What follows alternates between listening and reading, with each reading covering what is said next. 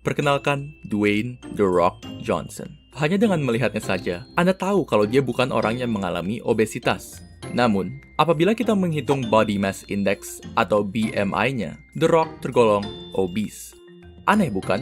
Apa kira-kira alasannya? Dan apakah BMI yang kita gunakan selama ini salah? Untuk menjawab semua pertanyaan tersebut, mari kita simak dalam video ini.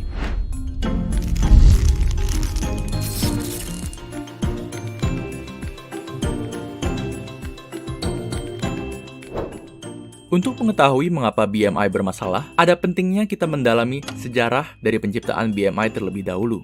Pada abad ke-19, Adolf Quetelet, seorang pakar matematika dan statistika dari Belgia, menciptakan Quetelet's Index, suatu rumus yang kini kita kenal dengan nama BMI. Sebagai seorang pakar statistika, tujuan beliau menciptakan rumus tersebut bukan untuk mengukur obesitas pada tingkat individu, melainkan untuk mengukur kesehatan suatu populasi atau sekumpulan manusia. Kini, BMI digunakan oleh World Health Organization untuk mengukur tingkat obesitas secara skala besar, seperti populasi satu negara. Indeks ini diterima karena praktis dan murah untuk digunakan, sehingga cocok untuk screening massal. Namun, semakin berjalannya waktu, kelemahan BMI makin terus ditemukan. Salah satu masalah terbesarnya adalah BMI tidak dapat membedakan apakah Anda gemuk karena lemak, tulang, atau otot. Atlet yang overweight karena massa otot tinggi tentunya tidak sama dengan orang biasa yang overweight karena kadar lemaknya. Selebihnya, BMI juga tidak memperhitungkan faktor-faktor penting lainnya yang mempengaruhi kadar lemak, seperti umur. Umur penting untuk diperhitungkan karena ketika seseorang menua, massa ototnya akan berkurang, sementara lemak bertambah. Namun, BMI-nya seringkali tidak berubah. Lalu, apabila BMI memiliki begitu banyak kekeliruan, mengapa kita masih menggunakannya? Ya, karena sebenarnya BMI tidak selalu salah. Walaupun BMI tidak akurat ketika mengukur obesitas orang-orang dengan komposisi tubuh yang berbeda dari rata-rata, BMI masih memiliki tingkat akurasi sebesar 80% dalam mengkategorikan tingkat obesitas bagi orang biasa.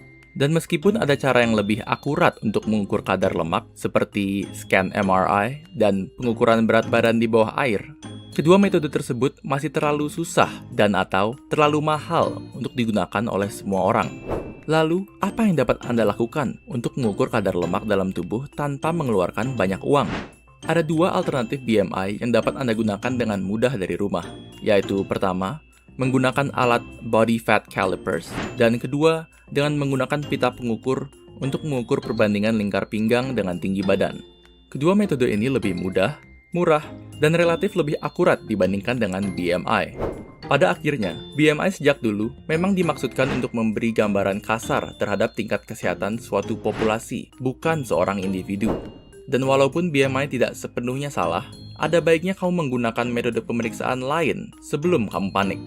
Sekian untuk video kali ini. Apakah kalian pernah menggunakan BMI? Atau mungkin kalian punya teman yang terobsesi dengan BMI-nya? Ceritakan pengalaman kalian di kolom komentar di bawah. Dan jangan lupa untuk like, share, dan subscribe ke Neuron supaya kalian tidak ketinggalan video-video baru kami. Dan seperti biasa, jika ada topik yang kalian ingin kami bahas, kalian bisa tulis itu juga di kolom komentar di bawah. Semua link untuk sumber yang kami gunakan dalam video ini dapat kalian lihat di kolom deskripsi. Terima kasih dan sampai jumpa di video berikutnya.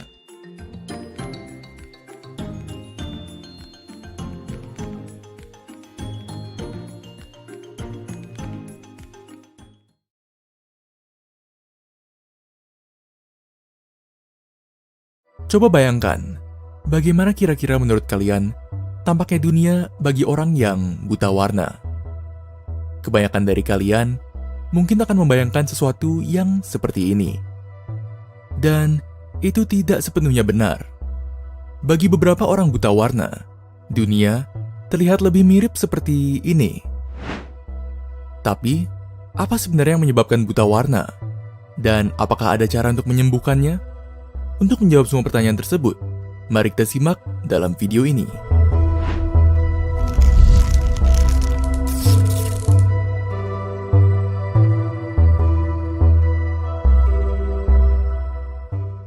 Di dalam mata kita, ada yang namanya sel kerucut. Sel-sel ini membuat kita bisa melihat warna. Ada 3 tipe sel kerucut, yaitu merah, hijau, dan biru. Apabila salah satu dari sel kerucut tersebut rusak, kita masih dapat melihat warna, hanya saja sedikit berbeda. Fenomena inilah yang sering terjadi pada penderita buta warna. Namun, apabila ketiga-tiga sel kerucutnya rusak, maka dunia yang kita lihat berwarna hitam putih. Namun kasus seperti ini sangat langka. Pada umumnya, ada 3 tipe buta warna, yaitu buta warna merah hijau, biru kuning, dan total. Jenis buta warna yang paling umum adalah merah hijau. Orang yang memiliki buta warna ini tidak dapat atau kurang bisa melihat warna hijau dan merah. Sementara itu, buta warna biru kuning lebih langka dibandingkan merah hijau. Dan sesuai namanya, orang yang memiliki buta warna ini tidak dapat atau kurang bisa melihat warna biru dan kuning. Dan yang paling terakhir adalah buta warna total atau buta warna monokromatik. Ini merupakan tipe yang paling langka. Jadi, apa sebenarnya yang menyebabkan buta warna? Pada umumnya, ada 3 penyebab: umur, cedera, dan keturunan. Faktor umur cukup jelas. Semakin kau menua, semakin susah pula untuk membedakan warna. Dan hal ini dapat terjadi ke siapapun. Cedera juga dapat menyebabkan buta warna. Cedera kepala contohnya, seringkali menyebabkan buta warna tipe biru kuning. Yang terakhir dan faktor terbesar penyebab buta warna adalah keturunan. Kebanyakan orang yang buta warna terlahir buta warna. Untuk melihat contoh nyata dari faktor genetik pada buta warna, kita ada sedikit cerita. Ratusan tahun yang lalu, taifun besar merusak pulau kecil bernama Pingelap yang menyebabkan banyak dari penghuninya meninggal. Konon, salah satu dari penghuni yang selamat adalah sang raja yang buta warna. Sang raja ini kemudian membangun kembali pulaunya, dan keturunan-keturunannya meneruskan buta warnanya. Lama-kelamaan, seiring berkembangnya populasi di Pulau Pingelap, bertambah pula jumlah penduduknya yang buta warna. Hingga kini, 10% dari populasi Pingelap buta warna. Menariknya, pria beresiko lebih tinggi terkena buta warna merah hijau dibandingkan wanita, dengan 8% pria menderita buta warna dibandingkan 0,5% wanita. Ini terjadi karena gen yang menyebabkan buta warna merah hijau ditemukan pada kromosom X, dan laki-laki hanya memiliki 1 kromosom X. Jadi, apabila kromosomnya memiliki gen tersebut, maka buta warna akan timbul. Sementara itu, perempuan memiliki 2 kromosom X, sehingga buta warna hanya dapat timbul jika kedua-duanya memiliki gen buta warna. Maka resiko timbulnya buta warna pada perempuan lebih kecil. Oke, jadi apakah ada cara untuk menyembuhkan buta warna? Secara permanen, tidak. Namun kini sudah ada kacamata yang bisa membuat penderita buta warna melihat spektrum warna yang lengkap. Tetapi, kacamata ini tidak sepenuhnya sempurna dan tergolong mahal bagi kebanyakan orang. Tapi, siapa tahu di kemudian hari, seiring berkembangnya teknologi, suatu inovasi baru dapat mencerahkan kembali dunia. Sekian untuk video kali ini. Apakah kalian kenal seseorang yang buta warna? Ceritakan pengalaman kalian di kolom komentar di bawah. Dan jangan lupa untuk like, share, dan subscribe ke Neuron, supaya kalian tidak ketinggalan video-video baru kami. Jika ada topik yang kalian ingin kami bahas, kalian bisa tulis itu juga di kolom komentar. Semua link untuk sumber yang kami gunakan dalam video ini dapat kalian lihat di kolom deskripsi. Terima kasih telah menonton, dan sampai jumpa di video berikutnya.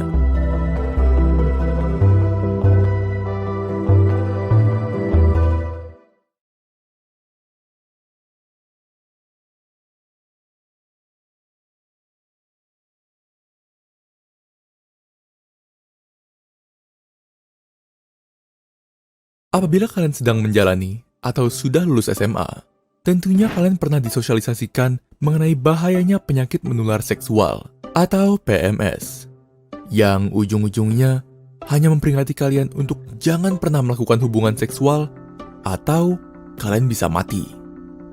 Tentunya menakut-nakuti orang tanpa menjelaskan dan membekali mereka dengan ilmu tidak menjamin mereka taat pada peringatan tersebut, dan justru dapat meningkatkan kemungkinan menyebarnya mitos-mitos mengenai PMS yang membahayakan.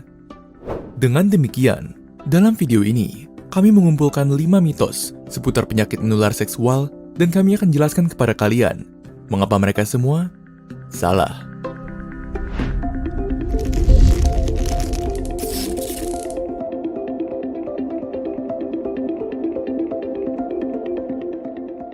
Pertama-tama, apa itu penyakit menular seksual? Penyakit menular seksual adalah penyakit atau infeksi yang umumnya ditularkan melalui hubungan seksual. Kita mengatakan umumnya karena PMS dapat menular melalui cara lain, seperti pemakaian jarum suntik secara berulang. Contoh-contoh PMS adalah HIV, gonorea, klamidia, sifilis, dan kutil kelamin. Tentunya kalian semua setidaknya pernah dengar salah satu atau mungkin semua penyakit tersebut. Dan mungkin pernah juga melihat ilustrasi-ilustrasi penyakit tersebut sebelumnya. Namun, inilah yang menjadi mitos pertama yang akan kita bahas, yaitu pengidap PMS dapat ditentukan hanya dengan melihat kelaminnya. Pernyataan ini salah, karena banyak PMS tidak menunjukkan gejala-gejala fisik sama sekali, seperti klamidia. Jadi, bisa saja pasangan Anda terlihat bugar tanpa tanda-tanda penyakitan sama sekali. Padahal, sebenarnya dia terinfeksi PMS. Satu-satunya cara untuk memastikan Anda bebas dari PMS adalah dengan mengunjungi dokter dan menjalani tes PMS, yang dapat dilakukan antara lain melalui pengambilan darah, urin, suap dalam mulut, atau sekitar alat kelamin. Sekarang kita lanjut ke mitos kedua, yaitu PMS tidak dapat menular melalui seks oral. Hal ini tentunya salah, karena PMS tetap dapat menular melalui luka atau robekan kecil di mulut serta alat kelamin. Beberapa PMS, seperti herpes, bahkan dapat menular hanya melalui persentuhan kulit dengan area yang terinfeksi. Dan jika kalian berpikir seks anal justru solusinya, maaf kawan, hal yang sama juga dapat terjadi pada anus. Mitos ketiga berkaitan dengan salah satu PMS yang paling berbahaya, yaitu HIV. Dengan mitosnya yang mengatakan bahwa HIV hanya dapat ditularkan melalui seks. Seperti yang kita katakan sebelumnya, PMS tidak hanya menular melalui hubungan seksual, namun dapat juga terjadi melalui jarum suntik yang tidak steril dan sempat digunakan pada pengidap HIV. Bahkan alat apapun yang digunakan untuk menusuk kulit, seperti jarum tato dan tindikan. Selanjutnya, mitos keempat mengatakan bahwa tidak ada risiko PMS apabila hanya memiliki satu pasangan. Ini tidak sepenuhnya benar, karena walaupun orang yang membatasi pasangan seksualnya dapat mengurangi risiko terkena PMS, kemungkinan tersebut masih ada. Karena meskipun Anda belum pernah berhubungan seksual sama sekali, pasangan Anda belum tentu sama. Makanya sangat penting untuk terbuka dengan pasangan Anda mengenai riwayat seksual masing-masing. Yang terakhir, mitos kelima adalah alat pencegah kehamilan juga dapat mencegah PMS. Ini hanya setengah benar, karena hanya satu alat pencegah kehamilan yang dapat melindungi Anda dari PMS, yaitu kondom. Dan itu pun tidak 100% menjamin keamanan Anda, karena PMS tetap dapat menular apabila bagian kulit yang tidak tertutup oleh kondom bersentuhan dengan bagian kulit pasangan yang terinfeksi. Pada akhirnya, satu-satunya cara untuk sama sekali tidak terkena PMS adalah untuk tidak berhubungan seksual sama sekali. Tapi, kecuali kalian berniat menjadi biarawati, kami rasa itu bukan hal yang realistis dilakukan. Berhubungan seksual merupakan sesuatu yang normal untuk dilakukan. Yang terpenting adalah melakukannya dengan bertanggung jawab. Dan langkah pertama untuk bertanggung jawab dalam hal seks adalah untuk membekali diri dengan pengetahuan, bukan menutup-nutupi diri dari segala pembicaraan terkait seks hanya karena terkesan vulgar. Sekian untuk video kali ini. Coba ceritakan di kolom komentar tentang mitos seputar seks atau PMS yang baru ini kalian sadar ternyata salah. Dan jangan lupa untuk like, share, dan subscribe ke Neuron, supaya kalian tak ketinggalan video-video baru kami. Jika ada topik yang kalian ingin kami bahas, kalian bisa tulis itu juga di kolom komentar. Semua link untuk sumber yang kami gunakan dalam video ini dapat kalian lihat di kolom deskripsi. Terima kasih telah menonton, dan sampai jumpa di video berikutnya.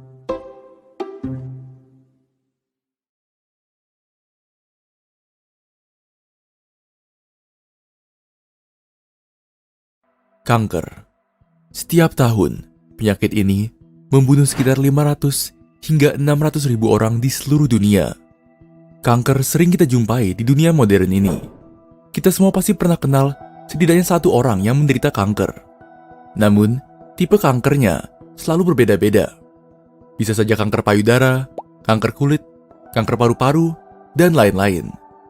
Sebenarnya, ada berapa banyak tipe kanker? Adakah tipe yang lebih berbahaya dibanding yang lain? Dan yang terpenting, bagaimana cara merawatnya? Untuk menjawab semua pertanyaan tersebut, mari kita simak dalam video ini.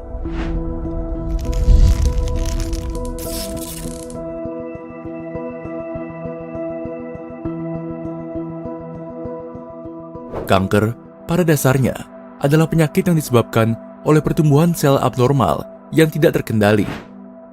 Dalam keadaan yang normal, sel-sel yang rusak akan mati dan digantikan oleh sel yang baru.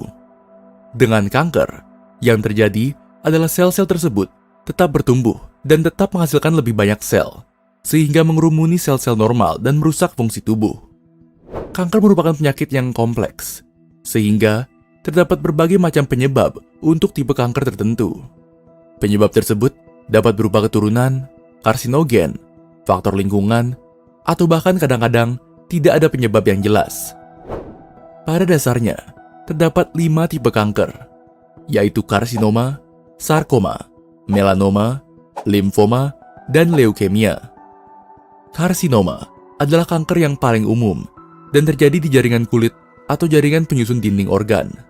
Tipe-tipe karsinoma termasuk kanker kulit, ginjal, dan payudara. Sarkoma adalah tipe kanker yang langka dan terjadi pada jaringan lunak yang menunjang dan menghubungkan struktur tubuh. Sarkoma juga dapat terjadi di bagian tulang. Sarkoma tipe ini dikenal dengan nama osteosarkoma. Tipe-tipe sarkoma termasuk sarkoma yang terjadi pada jaringan lemak, jaringan otot, dan saluran pencernaan. Melanoma adalah tipe kanker kulit yang terjadi pada sel yang menciptakan melanin, pigmen yang memberikan warna pada kulit. Resiko melanoma meningkat apabila kulit terkena sinar UV berlebihan dan tanpa perlindungan. Dan semakin dikit melanin yang dimiliki seseorang, semakin rendah pula perlindungannya terhadap sinar UV. Inilah mengapa orang-orang berkulit putih memiliki resiko lebih besar terkena melanoma jika dibandingkan dengan orang-orang dengan kulit yang lebih gelap. Limfoma merupakan tipe kanker yang menyerang sistem limfatik, yaitu sistem yang berperan penting dalam sistem kekebalan tubuh. Limfoma paling sering menyebar ke ginjal, sumsum tulang, atau paru-paru. Leukemia merupakan tipe kanker darah yang disebabkan oleh meningkatnya sel darah putih yang tidak berfungsi dengan benar. Semestinya, sel darah putih memiliki fungsi menyerang infeksi. Namun sel darah putih yang dihasilkan saat menderita leukemia tidak memiliki fungsi ini. Lama-kelamaan, sel darah putih ini akan mengurangi jumlah sel darah merah, trombosit, dan sel darah putih normal dan merusak fungsi tubuh secara keseluruhan. Fakta yang paling pahit dari semua tipe kanker yang ada adalah meskipun terdapat berbagai macam faktor yang meningkatkan risiko terjadinya kanker, banyak juga orang yang menjalani gaya hidup sehat, bebas rokok, bebas alkohol, berolahraga secara rutin, dan menghindari paparan matahari berlebihan juga tetap bisa menderita kanker. Namun, sisi terangnya adalah, kini banyak teknologi baru dikembangkan untuk melawan dan mencegah terjadinya kanker.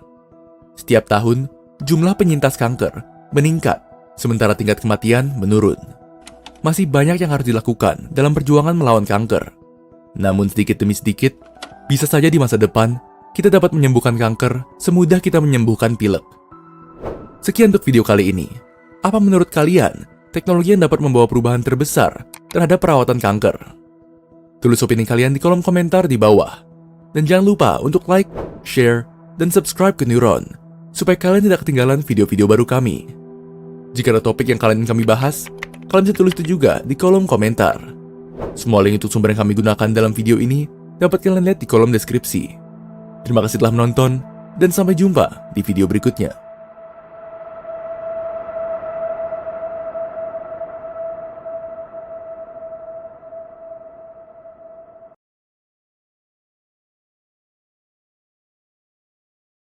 Di era COVID saat ini, banyak dari kita pasti sudah terbiasa mandi ketika pulang ke rumah setelah beraktivitas seharian di luar. Namun, seringkali kita tiba di rumah terlalu larut, sehingga kita terpaksa harus mandi di malam hari. Jangan keseringan mandi malam, nanti rematik, menjadi teguran yang tidak asing bagi sebagian besar dari kita, bukan? Apakah benar mandi malam bisa menyebabkan rematik? Bukankah memang lebih baik jika kita mandi setelah beraktivitas di luar, meskipun kita baru pulang di malam hari? Untuk mengetahui kebenaran di balik klaim mandi malam dan rematik, mari kita simak video ini.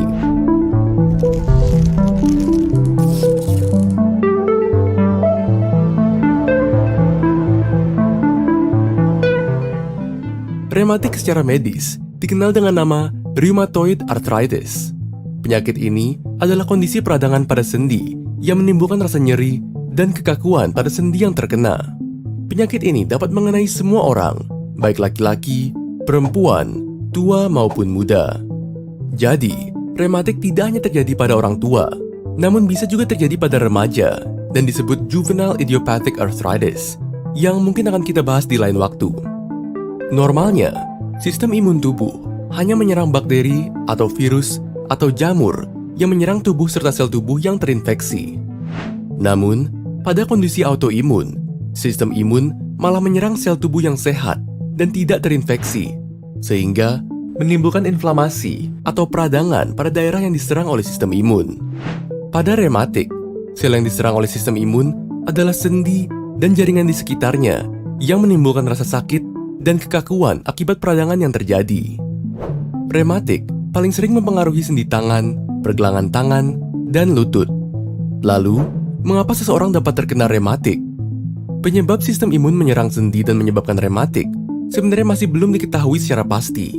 Namun, terdapat beberapa faktor risiko rematik seperti merokok, genetik, obesitas, dan lain-lain. Tidak ada mandi malam ya? Yap, tepat sekali. Mandi malam tidak ada dalam penyebab ataupun faktor risiko rematik. Sehingga, dapat kita simpulkan bahwa mandi malam tidak menyebabkan rematik dan bahkan tidak ada hubungan antara mandi malam dan rematik. Indonesian Rheumatology Association dan AFP Fact Check juga telah menegaskan bahwa mandi malam menyebabkan rematik hanyalah mitos. Namun, pada penderita rematik tertentu, faktor dingin dapat memperberat keluhan. Sehingga, bila terkena dingin, terasa nyeri pada persendian.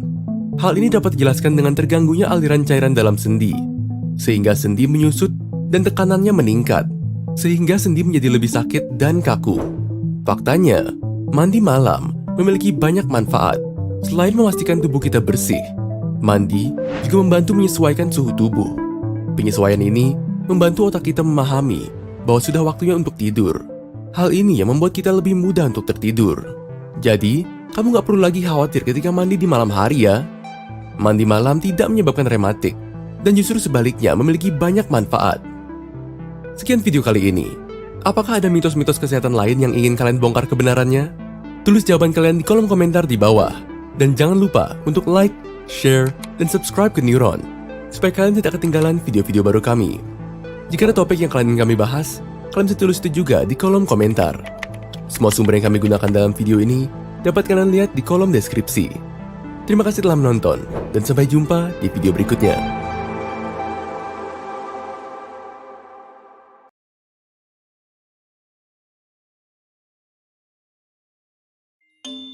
Halo semuanya, selamat datang di video baru oleh Neuron. Sebelum kita mulai, apakah kalian tahu bahwa kami juga mempunyai channel lain yang bernama Hipotesa? Hipotesa membahas mengenai isu sosial, politik, dan ekonomi. Yuk, di-subscribe juga ya. Sekarang, kita masuk ke topik kali ini. Apakah kalian pernah mendengar tentang kolesterol? Seringkali, kolesterol dibicarakan sebagai sesuatu yang buruk. Kalian melihat seseorang yang sedang makan sesuatu, lalu akan ada yang berkomentar tentang bahaya yang akan dia alami akibat kolesterol. Jika ada yang memperingati kalian tentang kandungan kolesterol dalam sesuatu yang kalian konsumsi, apakah sebenarnya kalian atau bahkan orang yang memperingati kalian tahu apa itu kolesterol? Jika tidak, dan kalian merasa penasaran, kalian datang ke video yang tepat.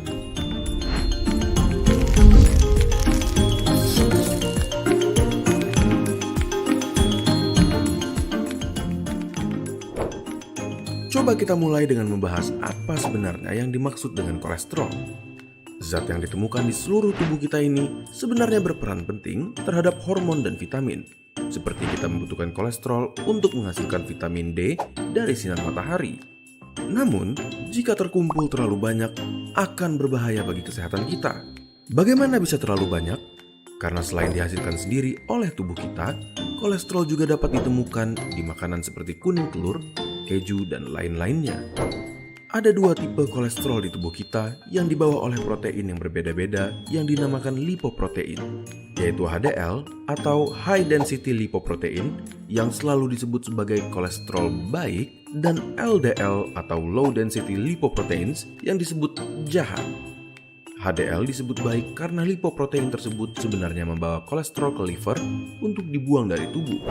Lalu, kenapa kalau terlalu banyak jadi tidak baik?